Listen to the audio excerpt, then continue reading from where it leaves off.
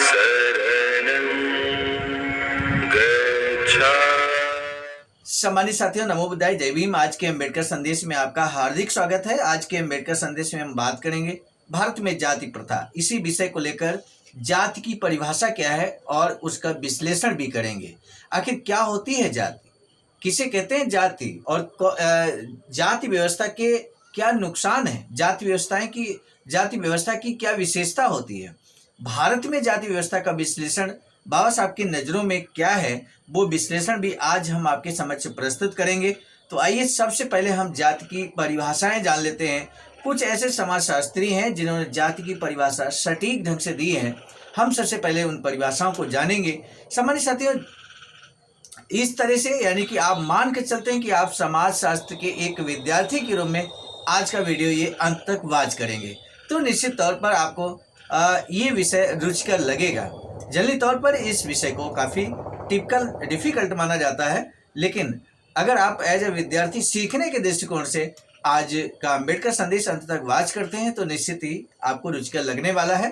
बस डॉक्टर अम्बेडकर संपूर्ण वाङ्मय खंड 1 से लेकर हम उपस्थित हो चुके हैं। पेज नंबर 6 से पेज नंबर 8 तक बात करेंगे आज के अम्बेडकर संदेश में। Buddha Bodhisattva Ambedkar international centre BBAIC Sarnath Varanasi राज्य उत्तर प्रदेश देश भारत के सौजन्य से आज का अम्बेडकर संदेश आपकी सेवा में अब प्रस्तुत किया जा रहा है। भाषा लिखते हैं कि आगे विश्लेषण करने से पूर्व हमें जाति तंत्र की प्रकृति पर भी विचार करना होगा। मैं नृजाति विज्ञान के कुछ विद्वानों की परिभाषाएं प्रस्तुत करना चाहता हूँ। कुछ विद्वान हैं जिन्होंने जाति की परिभाषाएं दी हैं बहुत ही सटीक ढंग से। आप एक एक शब्द पर गौर कीजिएगा। पहली जो परिभाषा है जाति के संबंध में, फ्रांसीसी विद्वान, ध्यान दीजिए, फ्रांस के विद्वान है श्री सेनार।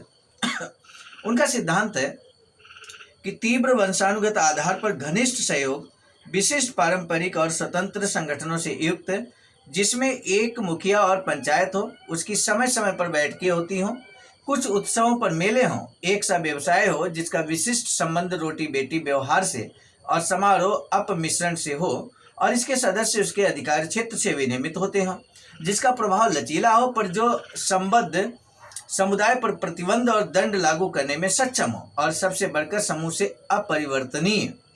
दूसरा जो परिभाषा है नेस्फील्ड देते हैं। जाति की परिभाषा इस प्रकार करते हैं। नेस्फील्ड की परिभाषा जानिए, समुदाय का एक वर्ग जो दूसरे वर्ग से संबंधों का बहिष्कार करता हो।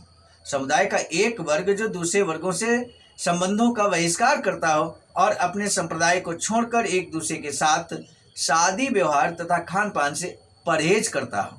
नेस्फील्ड की परिभाषा से निश्चित तौर पर आप जरूर प्रभावित हुए होंगे।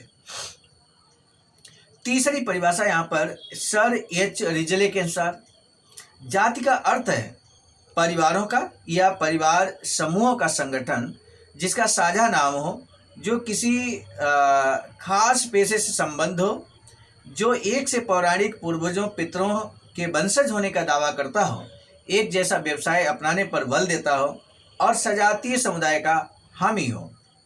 चौथी जो परिभाषा है डॉक्टर केतकर ने जाति की परिभाषा इस प्रकार की है। 2 लक्षणों वाला एक सामाजिक समूह। नंबर 1, उसकी सदस्यता उन लोगों तक सीमित होती है जो जन्म से सदस्य होते हैं और जिनमें इस प्रकार जन्म लेने वाले लोग शामिल होते हैं। दूसरा मतलब खाखंड, कठोर सामाजिक कानून द्वारा सदस्य अपनी जाति से बाहर विवाह करने के लिए वर्जित किए जाते हैं। ये जाति के कुछ नियम है, सिद्धांत हैं जो डॉक्टर केतकर ने यहाँ पर परिभाषित किए हैं। अब बाबा साहब कहते हैं कि विश्लेषण कर लें। इन 4 परिभाषाओं का हम विश्लेषण करेंगे। सबसे पहले सेनार ने सिद्धांत दिया, उसके बाद नेस्फील्ड ने, फिर सर एच रिजले के अनुसार, और इसके बाद डॉक्टर केतकर।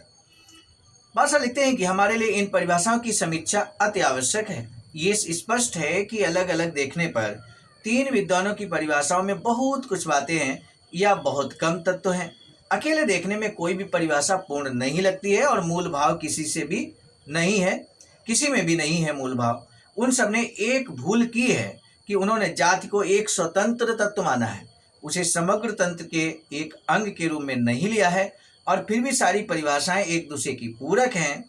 जो तथ्य एक विद्वान ने छोड़ दिया उसे दूसरे ने दर्शाया है, मैं केवल उन सूत्रों पर विचार रखूंगा और उनका मूल्यांकन करूंगा जो उपयुक्त परिभाषाओं के अनुसार सभी जातियों में समान रूप से पाए जाते हैं। जो जाति की खासियत मानी जाती है, हम सेनार से शुरू करते हैं। पहली परिभाषा सेनार ने ही दी है मेरे साथियों, जिसमें वो कहते हैं तीव्र वंशानुगत आधार पर घनिष्ठ सहयोग, विशिष्ट पारंपरिक और स्वतंत्र संगठनों से युक्त, जिसमें एक मुखिया और एक पंचायत हो, समय समय पर बैठकें होती हैं, इस तरह से कहते हैं। तब भाषा लिखते हैं कि हम सेनार से शुरू करते हैं, वह अपमिश्रण की बात करते हैं और ये बताते हैं कि ये जाति की प्रकृति है। इसे देखते हुए ये निर्विवाद कहा जा सकता है कि ये किसी जाति से संबंधित नहीं है। ये आमतौर पर पूजा समारोह से संबद्ध बात है और शुद्धता के सामान्य सिद्धांत का पोषक तत्व है। परिणाम स्वरूप इसका संबंध जाति से नहीं है और इसकी कार्यप्रणाली को ध्वस्त किए बिना इसका प्रतिरोध किया जा सकता है। अपमिश्रण का सिद्धांत जाति से जोड़ दिया गया है, क्योंकि जो जाति सर्वोच्च कही जाती है वह पुरोहित वर्ग है। हम जानते हैं कि पुरोहित और पवित्रता का पुराना संबंध है। सार यही है कि अपमिश्रण का सिद्धांत तभी लागू होता है जब किसी जाति का धार्मिक स्वभाव हो। श्री नेस्फील्ड अपने तरीके से कहते हैं कि जाति की प्रकृति है कि उनके साथ खान पान नहीं किया जाता जो उनकी जाति के बाहर है। ये नया तथ्य है, फिर भी ऐसा लगता है कि श्री नेस्फील्ड इस व्यवस्था के प्रभाव से अपरिचित है। क्योंकि जाति अपने में ही सीमित एक संस्था है, अतः वह सामाजिक अंतरंगता के विरुद्ध है, जिसमें खान पान आदि पर भी पाबंदी है। परिणाम यह निकलता है कि बाहरी लोगों से खान पान पर पाबंदी सकारात्मक निषेध का कारण नहीं है, बल्कि जाति प्रथा का परिणाम है, अर्थात भिन्नता का गुरुमंत्र है। इसमें कोई संदेह नहीं कि खान पान पर प्रतिबंध भिन्नता के कारण नहीं है, बल्कि ये एक धार्मिक व्यवस्था है। परंतु ये तत्व बाद में जुड़ा है। सर एच रिजले ने विशेष ध्यान देने योग्य कोई नई बात नहीं कही है। मतलब सर रिजले ने कोई नई बात यहाँ पर नहीं कही है, इसलिए उसका विश्लेषण बाबा साहब नहीं करते हैं। अब हम डॉक्टर केतकर की परिभाषा का विश्लेषण करते हैं। उन्होंने इस विषय को और विशुद्ध रूप दिया है।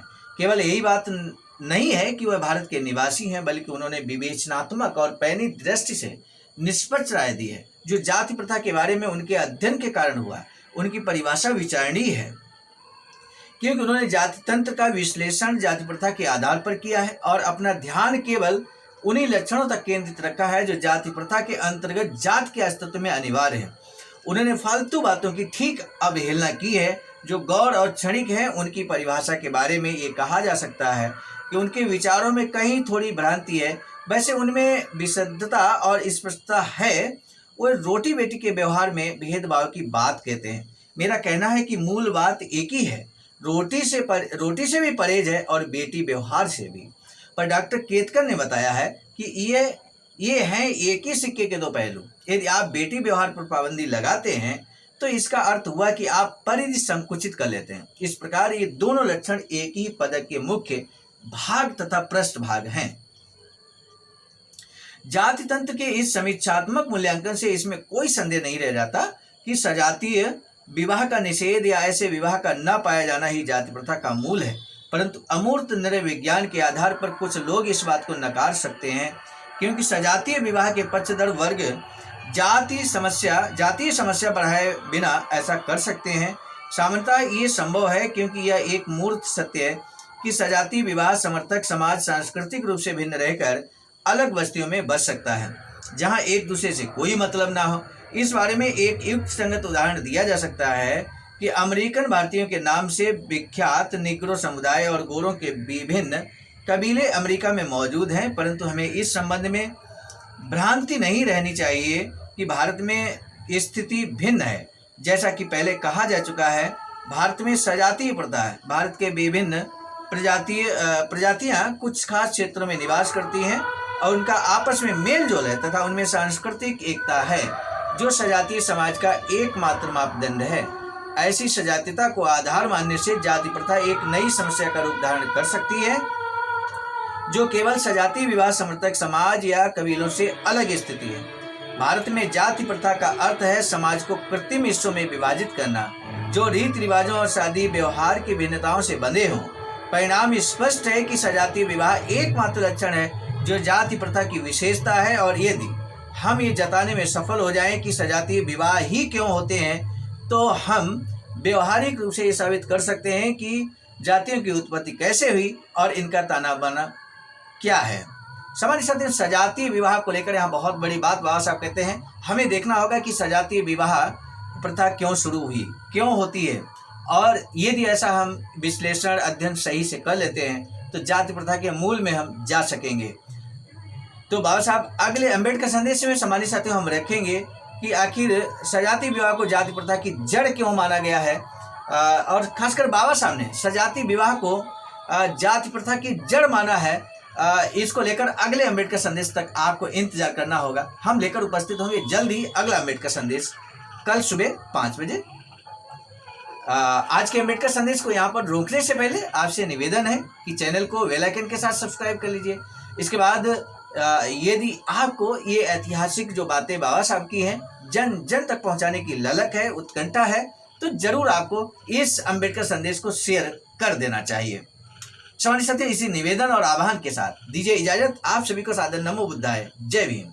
सामान्य साथियों, हम एक महत्वपूर्ण बात बताना उचित समझते हैं। बाबा साहब की अधूरी इच्छा के अनुरूप एक वैचारिक सेंटर निर्माणाधीन है सारनाथ वाराणसी में, जहां पर 14,000 स्क्वायर फीट जमीन परचेज कर ली गई है ring road green city Faridpur Sarnath में। वैचारिक सेंटर के प्रशासनिक ब्लॉक का निर्माण कार्य कंप्लीट हो चुका है। शानदार बेहतरीन प्रशासनिक ब्लॉक का निर्माण पूर्ण हो चुका है। आगे अब मुख्य भवन को बनाने की बारी हम सबकी है, और इस हेतु आप दिए गए अकाउंट नंबर पर अपना अमूल्य योगदान कर सकते हैं। आज का अम्बेडकर संदेश हम लेकर उपस्थित हुए थे मिशन नायक बुद्ध मित्र मुसाफिर सर, राष्ट्रीय अध्यक्ष आवाज का नई दिल्ली की प्रेरणा में, और प्रस्तुतकर्ता के रूप में मैं स्वयं सर्वजित आर्य, राष्ट्रीय मीडिया प्रभारी, IIT सेल आवाज का नई दिल्ली। मिलेंगे नए डॉक्टर अम्बेडकर संदेश में, तब तक दीजिए इजाजत। आप सभी को सादर नमो बुद्धाय, जय भीम। सामान्य साथियों, यदि आप हमारे इस चैनल आवाज का ऑफिशियल, जिस पर नियमित सुबह 5 बजे डॉक्टर अम्बेडकर संदेश आपको मिलता है, आप हमारे इस चैनल को सपोर्ट करना चाहते हैं तो हमारा आपसे निवेदन है कि आप हमारे इस चैनल को सब्सक्राइब कर लें, वीडियो को शेयर, लाइक, कमेंट जरूर करें।